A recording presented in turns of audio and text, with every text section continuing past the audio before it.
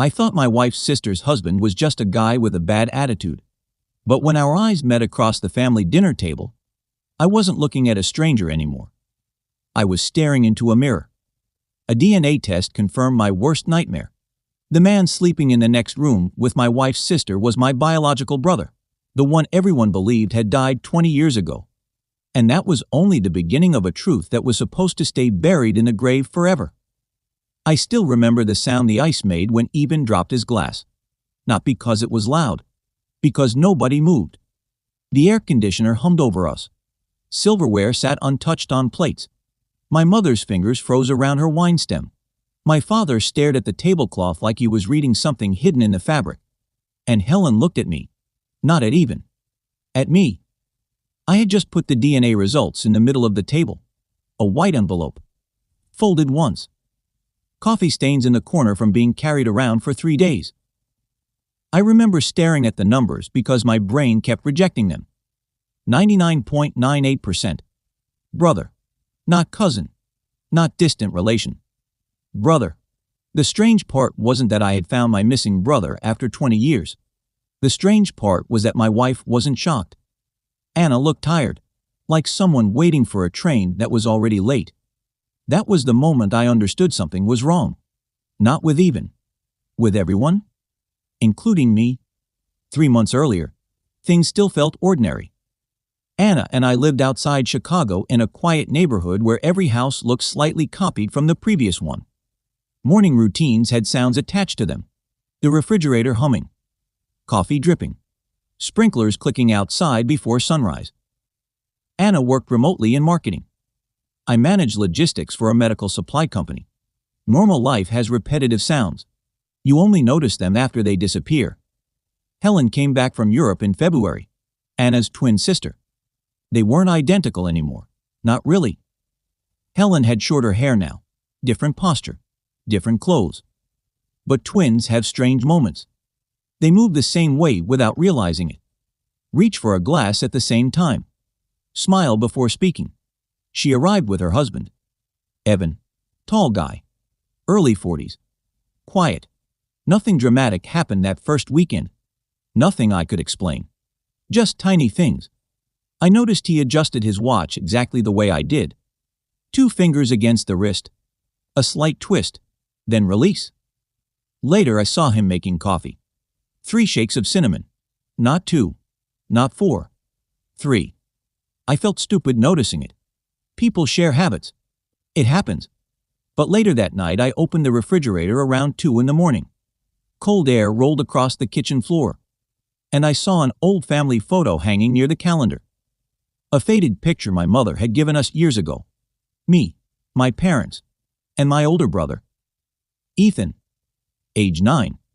Missing after a car accident 22 years earlier. I hadn't looked closely at that photo in years. But suddenly I couldn't stop. Because Ethan had the same eyes. Same shape. Same distance. Same heavy eyelids. Ethan had those eyes. I told myself I was imagining things. Then I started noticing more. His laugh. Not the sound. The pause before it. His handwriting on a grocery list Helen left on our counter. The letter R leaned slightly backward. Mine did too. I started feeling embarrassed around my own thoughts. Like I was becoming paranoid. Then my parents came for dinner. I wasn't planning to watch them. I just happened to. Eben walked into the room carrying drinks. My mother's face changed. Only for a second. But fear moves faster than expression. I saw it. People can hide reactions. They can't hide recognition. Later that night, I went into our garage. The old storage boxes smelled like dust and cardboard. I found the plastic container with childhood photos, medical records, school papers, things nobody organizes unless they matter. I found Ethan's accident file. Thin folder. Very thin. Too thin. No police report. No body recovery report. No funeral receipt. I remember hearing rain tapping against the garage door while I sat on the floor reading. Then I found something else. 1 sentence. Body unrecovered. I sat there staring at it. Because I suddenly realized something. For 20 years, I had remembered a funeral. Flowers, black clothes, people crying. But I couldn't remember a casket. I couldn't remember seeing one. The next week I took Even's glass after dinner. I hated myself while doing it. The glass still felt warm. Small fingerprints near the rim. I mailed it for testing. Then I waited. Waiting became its own kind of sickness. The phone felt heavier every day. The buzzing of notifications made my stomach tighten. I barely slept. And while I waited, I kept finding things. Old photos where my father looked exhausted. Bank records from years ago. Missing dates. Missing years. Missing pieces. Something still didn't fit. Because if Even was Ethan, why come back now? And why through Helen? The DNA report arrived on a Tuesday. Rainy afternoon. I remember windshield wipers moving back and forth outside my office parking lot. 99.98%. Brother. I sat there for almost an hour. Then I contacted Even. I didn't tell anyone. We met at a quiet bar outside town. Low yellow lights. Smell of old wood and fried food. The television above the counter played baseball without sound. He looked at the papers for a long time. No surprise. Just exhaustion. Then pieces started falling together. My parents had staged Ethan's death. Not because they hated him.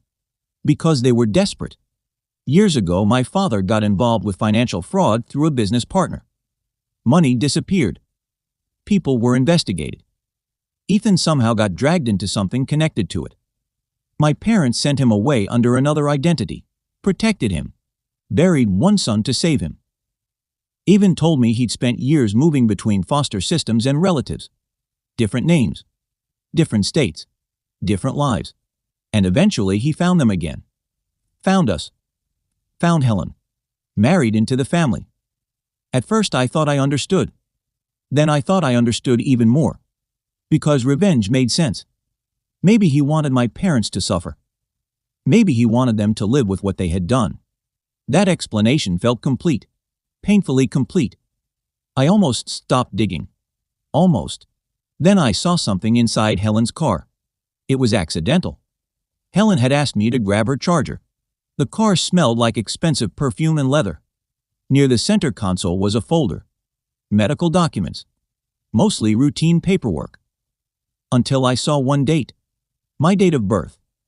I remember the feeling before I understood it. Cold. Not emotional. Physical. Like stepping into winter air.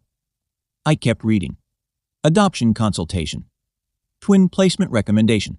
Multiple minors. I didn't understand. Then I drove to my parents' house. I put the papers down. Nobody spoke. The kitchen clock kept ticking. My father looked old suddenly. Not tired. Old. And then everything collapsed. Even wasn't Ethan. Ethan had died. Actually died. Even was someone else. Someone born the same year as me. Someone connected to me in a different way. Because there hadn't been two boys. There had been three. When I was born, my biological mother couldn't keep us. Twins. Me and another baby boy. Separated. Adopted into different families. Years later, my adoptive parents lost Ethan, their biological son, and grief destroyed them. So they buried themselves in me. Protected me. Loved me. Maybe too much. But they never told me I had a twin brother. Even found records years earlier. Found me. Found my family. Found Helen. Everything had been intentional, not revenge. Search. He wanted proximity. Access. Connection. He wanted the life that had been divided. I remember sitting there thinking the story was finally over. Then Anna started crying. And I realized I still hadn't understood why she wasn't surprised. The first twist was discovering Even had spent years finding me. The second one changed everything. Anna already knew. Not recently. Years earlier. Before Helen met Even. Before any of this. Because Even had found Anna first. He had contacted her after tracing family records. He wanted to understand me before approaching me, and Anna helped him. At first out of curiosity. Then sympathy. Then guilt. She kept saying she didn't know how to tell me. She didn't know when. Didn't know how. But there was something still wrong. Because people don't hide something that large for years. Not without a reason. I eventually found it. Not in messages. Not in emails. In deleted photo backups. Thousands of images. Receipts. Locations. Dates. One folder. Hidden. 2 years old. Anna and Even meeting. Coffee shops. Parking lots. Restaurants. Long before Helen. Long before introductions. Long before the story I had been given. I stared at timestamps until sunrise. The room smelled like cold coffee. Birds had started outside. I finally understood. Helen had never accidentally met Even. Anna introduced them. Because Anna thought keeping my brother close would heal me. Fix the empty space I never knew existed. She built an entire reality around me. Slowly. Quietly. Everyone had been protecting me from something. My parents protected me from grief. Anna protected me from truth. Even protected me from abandonment. And I spent months believing someone was destroying my family. I was the only one investigating. The only one not informed. The only outsider. I still hear the ice hitting that glass sometimes. Because nobody at that table looked guilty. They looked relieved. That was the night I realized. I was the last person they were trying to find.